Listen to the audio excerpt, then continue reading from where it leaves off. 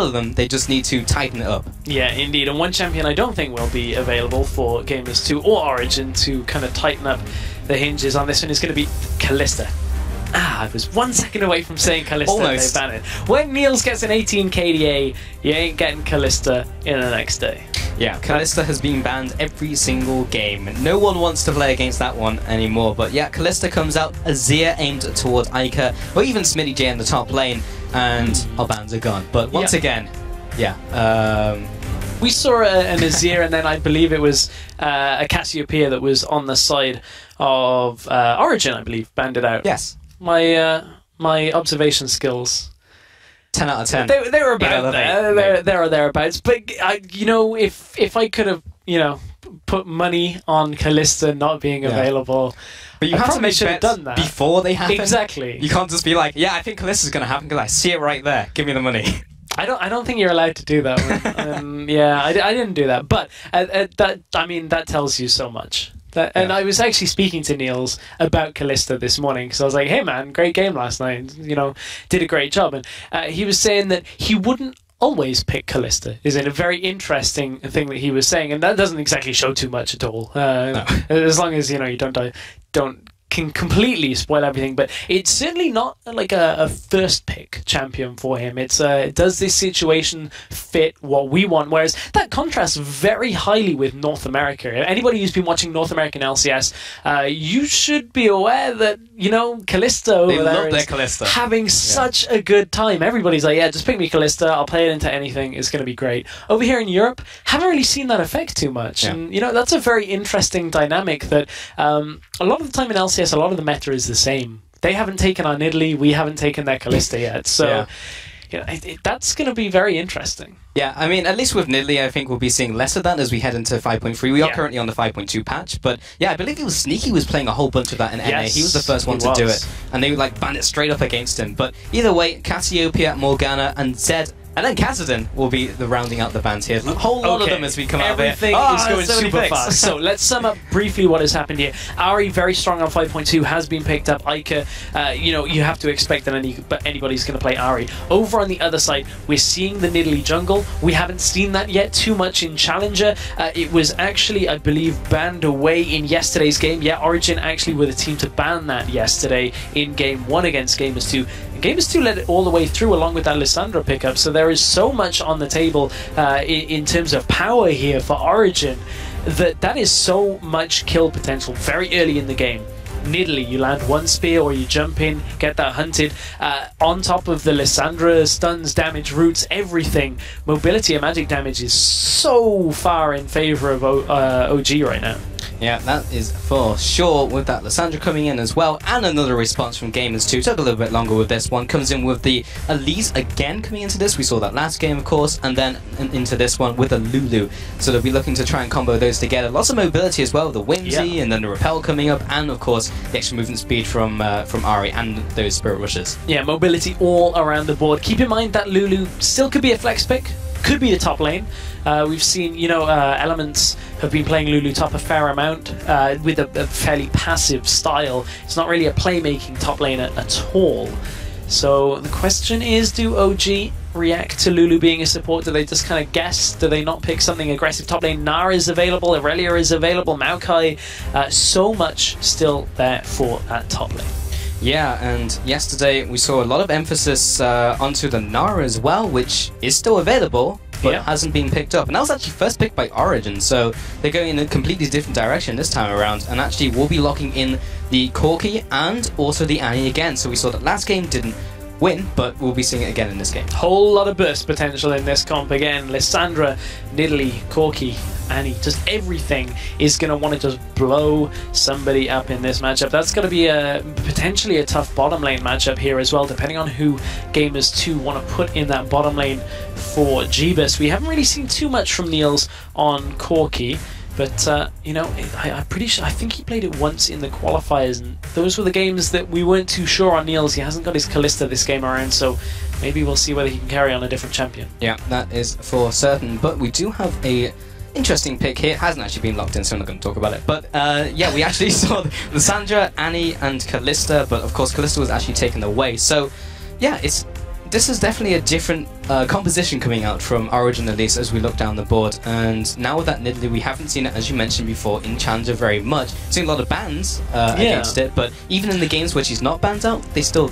Interesting. Okay, so Gamers2 lock in that Ezreal, and alongside it, pick up the Kennen. Now that's a champion that we've seen out of SK quite a lot. The Copenhagen Wolves, I believe, have been playing it as well. And certainly the Kennen in the top lane is becoming a little bit more difficult to deal with, but this isn't a decided matchup.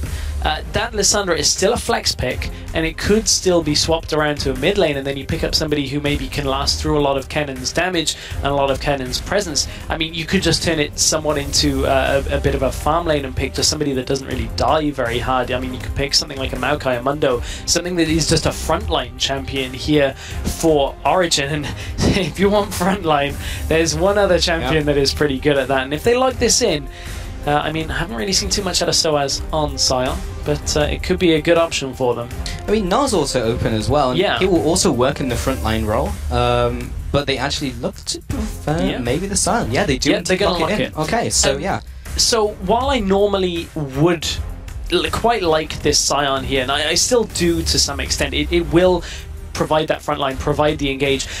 With Sion's such limited damage, it can kind of fall off late game with damage in your composition, so they really need Amazing to get a lot of kills. They need Peke to get a lot of kills because they're running a Corki. They're not running a hyper carry, something like a Jinx, something like, you know, a Vayne, which we don't see too much, but alongside a Sion, certainly you need that added damage to it. So interesting that Origin would opt for the Sion, but he is going to get very tanky and will not die very easily to Gamers2. Yeah, and Gamers2 have a very interesting composition. They have the Kennen, but they also have the Lulu as well, and a speed up. So again, that Kennen's going to come at you at 1,000,000 miles an hour, start ulting, and then as well with the Lulu coming in. And Kennen hasn't had the change yet to his ultimate yet, the Slicing Maelstrom, where he stuns everyone who's around it. I think that's 5.3. We're having a patch note pop quiz at the moment, but one thing can someone get the answer? One thing you can certainly say about that game is just that Sion is going to become pretty tanky in that matchup. Oh yeah, I mean that's for certain. But as we load into the game, remember to cast your vote for who you think will win this match over at lolesports.com, and we'll check the results as we progress through this game. And I want to go back to that Sion point a little bit, because Sion is kind of a weird indicator, because obviously with Sion you can do that level 1 strategy where you die to a camp, you get level 2, you teleport to lane. Sion is a fairly good, or a very good 2v1 laner, so it could potentially indicate that Origin are looking to lane swap or deny a lane swap, because Kennen, a lot more squishy, a little bit easier to dive. You can't really get him stunning anybody all that easy. Well, here we go, Stress. We're heading into the last game we have today, and it's the biggest one that we have maybe for the next couple of weeks. Gamers2 versus Origin. These two teams touted as probably the two top teams out of the 6 that we have in the EU Challenger Series, and they're going head-to-head in Week 1. What I will say, though, is if you've been watching any of the other games today, you should know that competition is a little bit closer than it has been expected. The likes of Lowland Lions already firing back to their critics very early on, so certainly this is the biggest matchup of our day today, but perhaps we'll see a new contender arise, and Origin and Gamers2 may not be so cut and dry for their first spot. Yeah, just like Lowland Lions, they've already gone 2-0 in their first week, and they could absolutely contest the top spots now for Gamers2 and Origin. They've looked super good, and in the coming weeks I'll be excited to see how they do against some of the other teams. But talking on topic about these guys, Origin sitting into this jungle, looking to maybe get something done in the early game.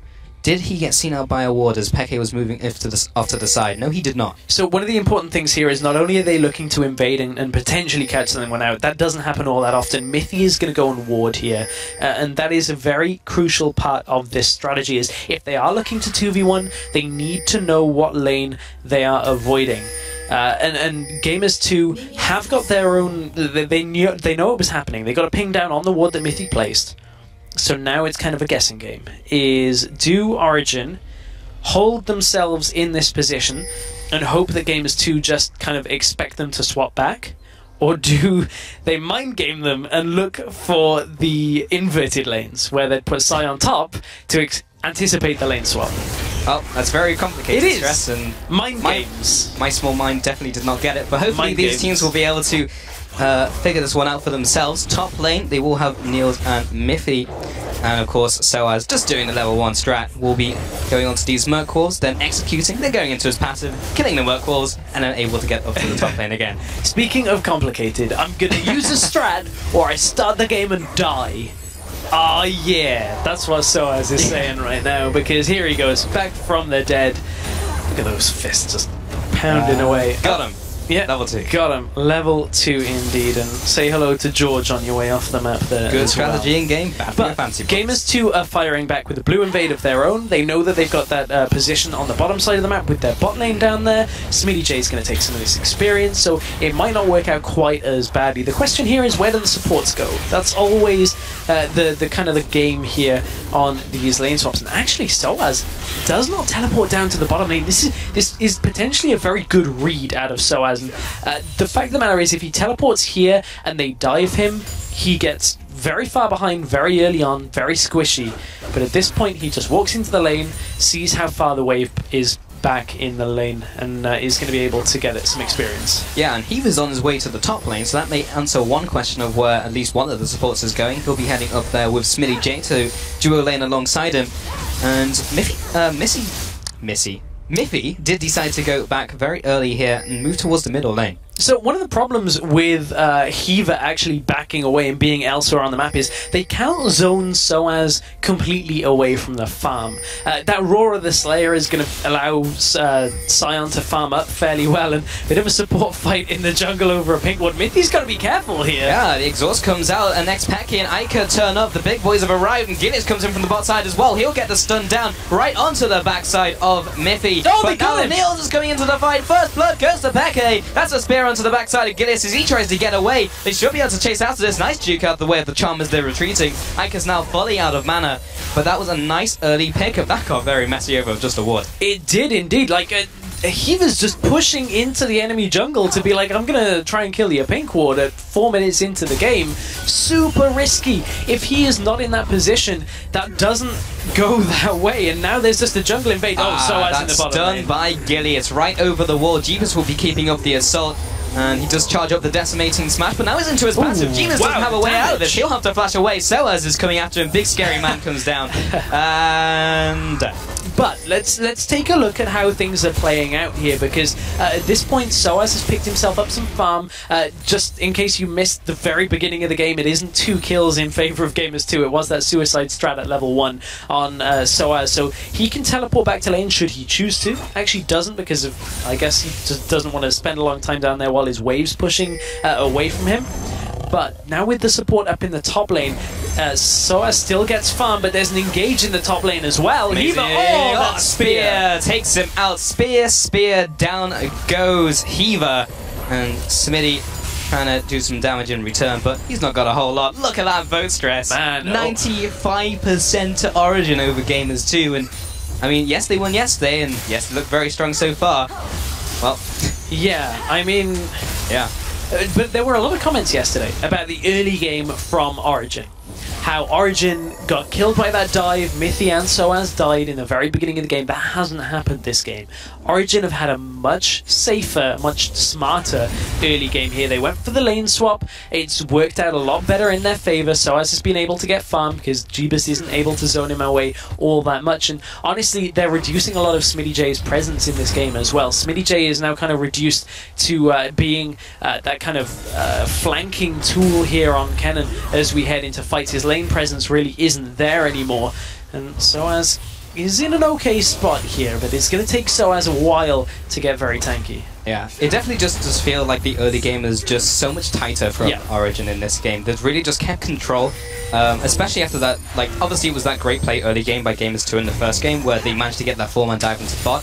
Of course, that was only going to work once and Origen be ahead of the game, but they've just been more active and just more on point. They just look sharper. Yeah, and you have to feel like a lot of it is contributed by the fact that Amazing is on what is considered to be one of the absolute best junglers on patch 5.2. Of course, on 5.3, Nidalee has been fixed, and so she won't be seen as much, if at all. But at this point, Gamers2 let the Nidalee through.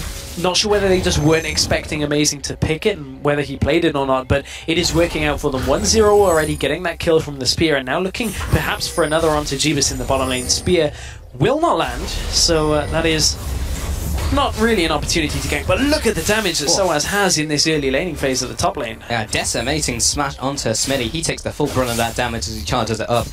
And 0-2 in that lane, it's absolutely fine so far, and he's just building towards a little bit of extra resistance up against that AD. Smitty gone for the early game Doran's Blade as well, kind of going back to that old build that we used to see when we used to see a whole lot of Kennen top lane. We'll go for those double Doran's Blades.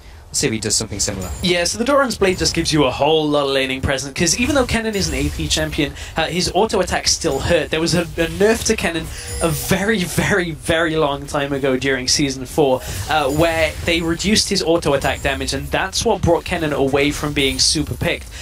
But the way top lane has been playing out recently is a fair amount of top lane is just a kind of passive in lane, and at that point, if you've got a strong auto attacking champion, especially with a range like Gilius. Whoops. That's not exactly what Mistakes they wanted were at made. that point. Mistakes definitely were made. That's how Not you donate a buff. Yeah, a little bit cleaner from Origin there. But yeah, Kennen certainly has a lot of laning presence, is the long and the short of it.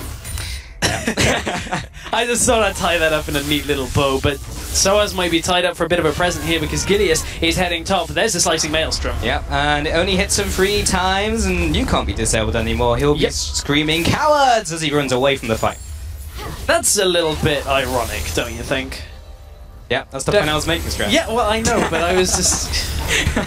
Well, I mean, today's been a funny day, so sometimes things just aren't easy to pick up on. But yeah, certainly not exactly the engage tool that Soaz will be using later. However, that's for sure. Xpeke at this point has gone for exactly the same start in the Ahri Lissandra matchup that we saw in the last game. He's gone needlessly large run first. That's another spear. Smitty. He looks for the jump. He goes for the flash into the pad, but he's still in tower range. Smitty turns around, hits him in the face with a shuriken. He goes down. Gilius now trying to retreat underneath this turret. He has an escape route. He comes up with the repel, but Smitty, or rather Miffy, is there with the stun. But Soaz doesn't have any more damage to offer. He's completely out of mana. And he runs away. Peke now onto the bot side. Can he close in around Gilius? He's going to try. He does have the ultimate available. How clean can this be? He jumps forward, gets the stun down onto Miffy. The answer is very clean. Smitty comes into the top lane once again. But that was a kill traded back and forth and back and forth. Peke says, if you don't let me take the blue buff from Ike in the middle lane, I'm going to take it from you in a gank myself. But honestly, Amazing playing a little bit over-aggressive, and that's a big understatement. He flashed, didn't get the range on the hunted but bottom lane, that's a lot of damage from Niels. Well, he does get squirreled, but does he have the damage? As an angry-looking squirrel turns around, he's still tanking the turret, takes another turret shot, he will be jumping away. Big one lands onto the side of Jeebus as he's backing into the bot lane. Ike in the mid lane though, happily hitting away at the turret. Oh, it's Peke and Amazing. Can I get away? No, maybe not, because he's been tagged up by the on the hunt mark.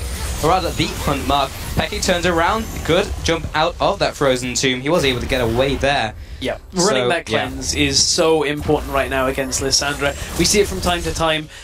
We've seen it out of multiple matchups. I don't believe we saw it in the earlier one. Maybe I just missed it. No, I don't think we did. In this matchup, the Lissandra Ori, this is going so well again for the Lissandra, which is strange because so many mid laners are saying that Ahri right now is the strongest mid laner almost by far. So, you know, people like Unicorns of Love have been picking Ahri very early on in their rotation, and Ike picked it first in this matchup as well. This was the first pick out of Gamers2, and Xpeke is currently 2-0 with Ike at 0-0 himself. Yeah, he's lagging behind, and maybe he can get something done, but he's already used his ultimate, he's used the cleanse, at least he has the flash, but he still has the ability to pick people, of course, with the charm, and with Dragon on the horizon. 11 minutes into the game, no one's even looked to try and contest that just yet, but Amazing is around the area alongside Miffy. And Niels is back to base, so he'll be coming back in as well to maybe contest this. And you have to think that a lot of this mid lane matchup is the fact that Peke has been able to shove the wave in to stop Ike from roaming, at which point Ike just kind of counter shoves and lets Peke roam. And that is a very difficult prospect to deal with because Xpeke has done such a good job of getting himself around the map and actually flash forward from Mithy. Yeah, tries to jump the glitter lance, wasn't able to successfully do that, but Amazing is coming in from the side. Niels is also closing in and trying to get in on the action. Jeeves has to flash away. Spear comes through, inches away from him. Look who it is. And it doesn't matter because Peke comes in from the mid lane. Double kill, one Phosphorus Bomb to OG, right onto Niels. Again, Peke roams, and Ica was only halfway between the lanes there, and OG are going to look to pick up a dragon from this. That's another strength that nearly has good damage onto dragon early game, but you know, Amazing is landing spear after spear. We're only 12 minutes into this game, and that is the 4th spear, I believe, that I've seen Amazing land. They may very well lose a mid turret in exchange for this, but look at Niels already on the way over to clear the wave. The turret is going to stay alive. Good positioning out of Niels. They maybe were looking to go on Mithy, but the dragon has gone in favour of Origen. That is true, and Ica did use his ultimate there. Has to use the rest of charges clearing out these minions, but yeah, he used a big cooldown trying to get Corky right there. Yeah, this was the flash forward from Mithy, only level 5 in this engage, so didn't have the Tibbers to come out.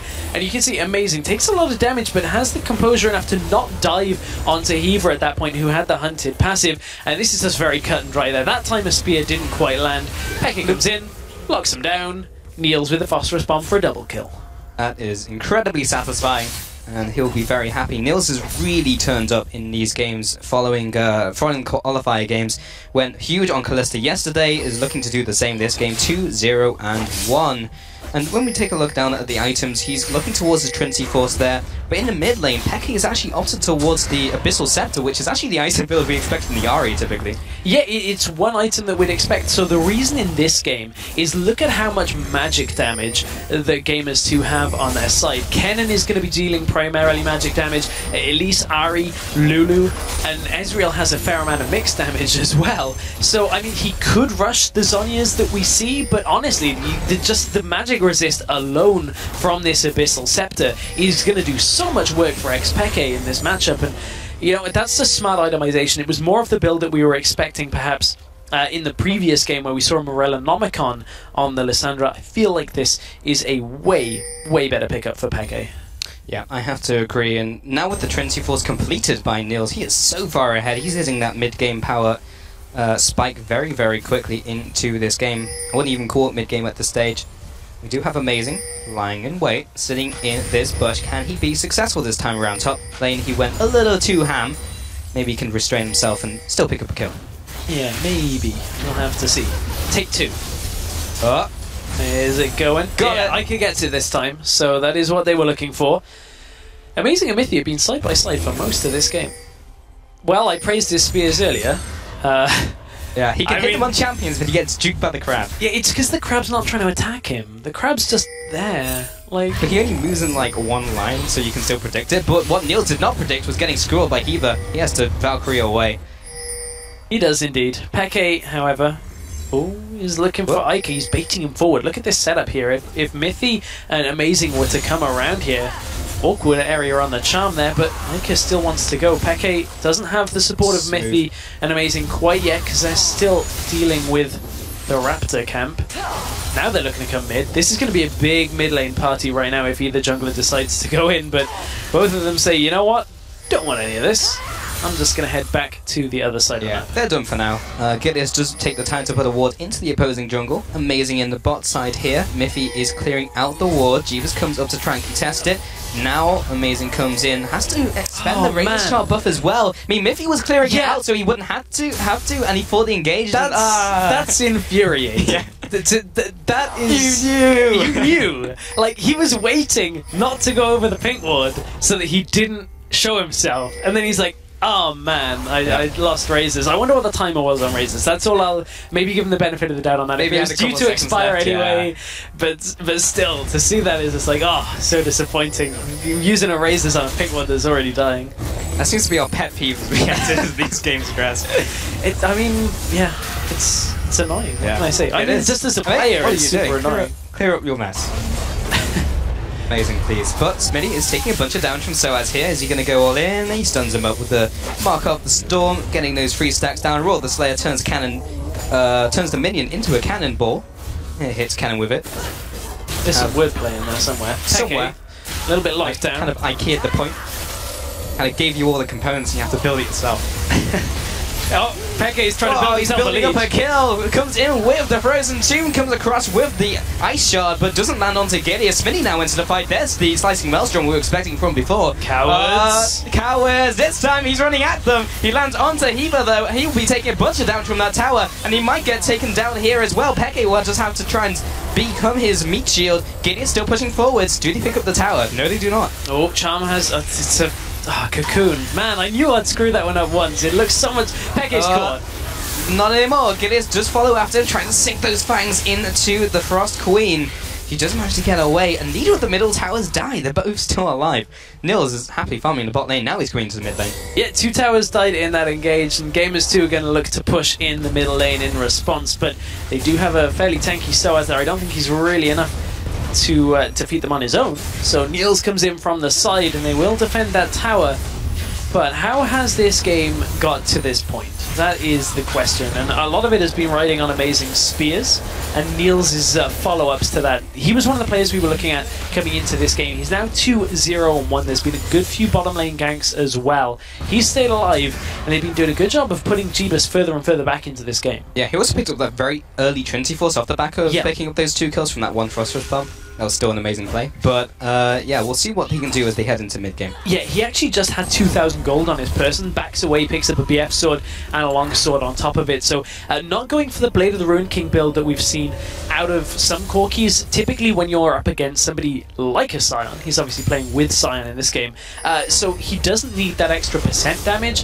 This is going to give him a lot more upfront damage, give him a lot of burst potential during fights, so expect Niels to really start hurting people with his Q and with just a couple of autos and rockets. And the reason he's doing this is on the other side, Kennen, not particularly tanky, neither is Ari or Elise. So honestly, this is, again, itemization in response to the composition of Gamers2. Oh, flash over the wall. Gideon's just managed to connect the, not the charm, the cocoon. Amazing from the bot side, trying to respond with the ice shard as well. Miffy comes in from the bot side, just managed to get the stun onto Gideon as he heads on back. Ica turns around. This time it was actually the charm. Lands onto Miffy as he tries to get the chase down and responds with another cocoon. It's just cocoon, charm, cocoon, and they can never quite finish anyone off. I mean, at least they are now the same colour, so it doesn't even matter on this skin. Blood Moon Elise is certainly making it difficult to keep track. Although, as we've talked about this before, as long as you avoid both. Yeah. I mean, it doesn't matter until it hits, is the difference between the two. But that is a dragon going in favour of Origen. That is their second number 2 of the game here. And coincidentally, blue buff goes should be in favour of Peke. Come on, Peke. I mean, they've done this one before. It's all good. It's all good. Now I'm just paying attention to every blue button. I know, right? I want to thank our observers for showing us as well. That's certainly interesting. Hey, I mean, that could be a story of a game. Imagine if that happened more. That would be horrible. Missed it. Soaz doesn't miss the minions as he's still farming away. He's actually in pretty good shape. 147 farms, pretty equal to Kennen.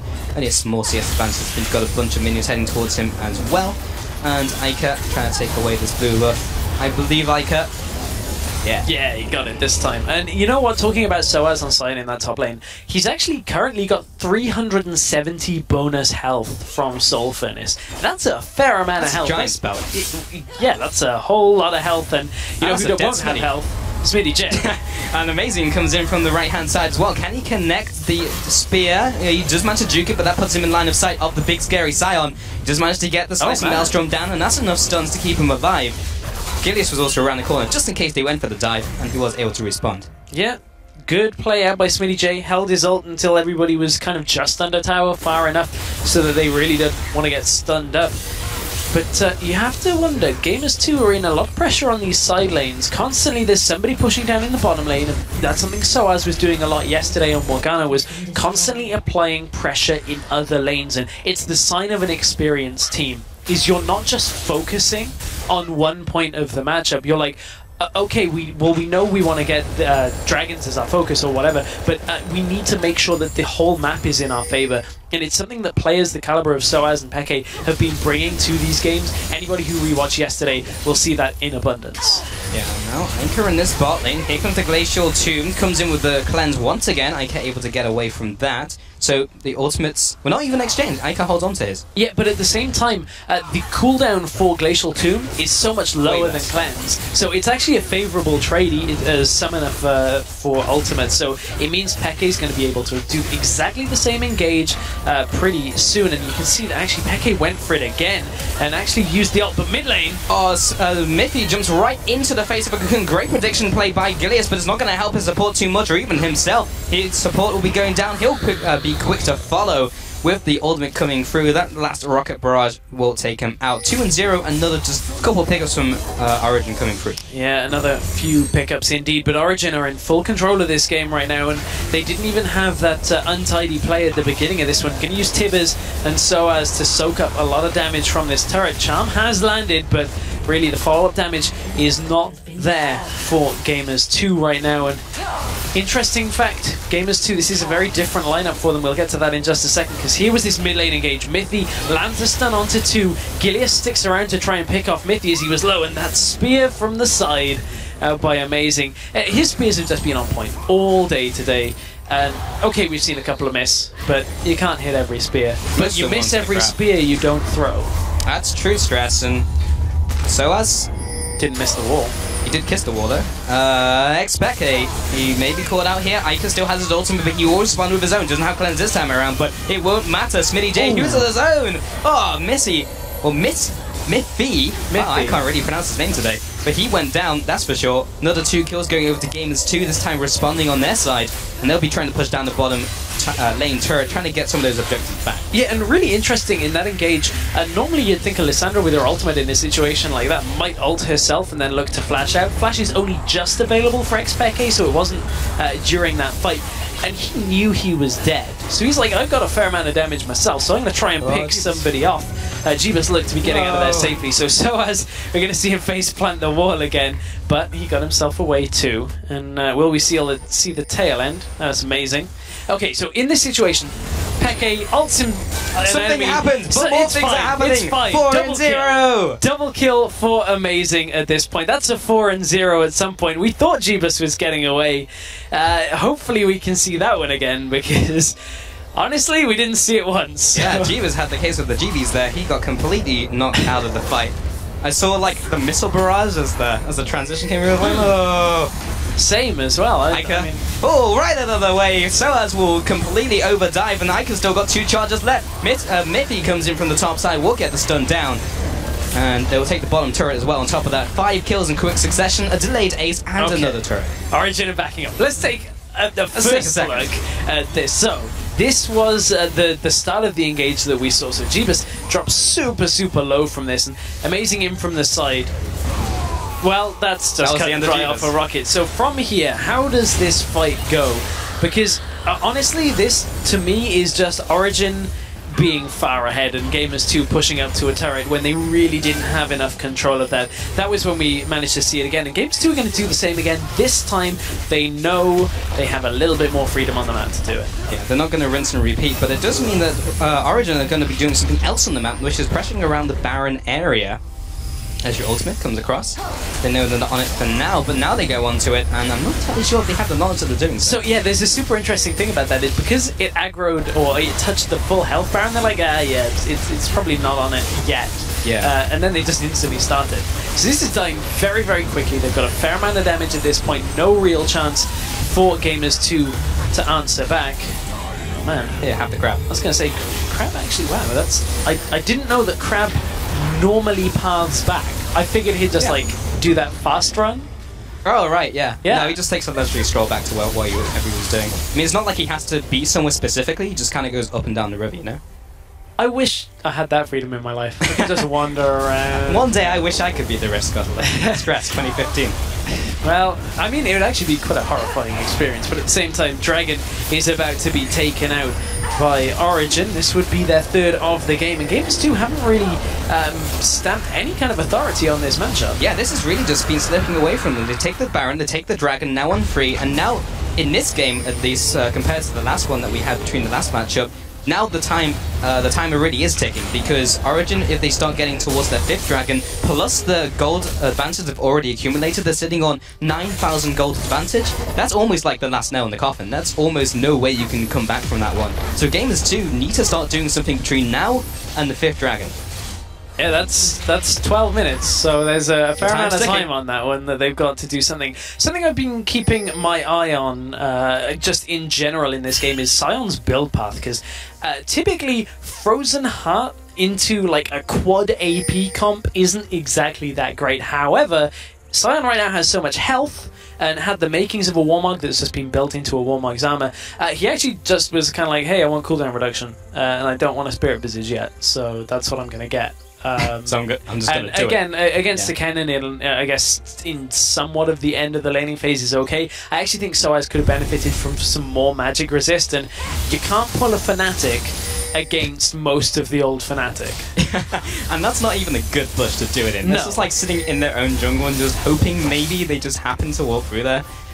Not even anywhere close. Gideus is going to be taking the middle ward down, and it's just maybe one of the final pushes coming in from Origen, trying to start taking down some of these inner turrets as well. And you know what? Origen was setting up the rest of the map again. I mean, bot lane's already pushing in. They know somebody has to go down there. Origen head up to the top side of the map to push things in. And for Gamers2 just sitting around in a bush, just not really doing anything at that point, Origen are going to just pressure them out of this game. Yeah, Gamers2 have to back up very quickly though, because Jeebus was meanwhile in bottom lane just farming away, and not even with the rest of the team. He's going to have to try and get through there. They're already looking for the initiation. Gamers2 actually going for this one. What are they doing? Gideus comes in from the back line. They haven't got anything done just yet. Smitty will go into his Zhonya's, but he's already used his ultimate. But through comes the ultimate now. Jeebus is into the fight, but is it too little too late? Smitty J is already down. Eva will be quick to follow. Amazing will be pouncing onto him and taking him out. Aika will be quick to follow. That's a 4-0. Make that 3-0 so far, but soon to be the case as Gideus is in the way of the decimating smash. Amazing is coming up to mop up another couple kills, and Jeebus is the only one alive. Here's the decimating smash, lines it up, knocks him down. 5-0. Origen are coming in for the kill. They may even just finish off the game off the back of that. The clean ace for Origen at this point.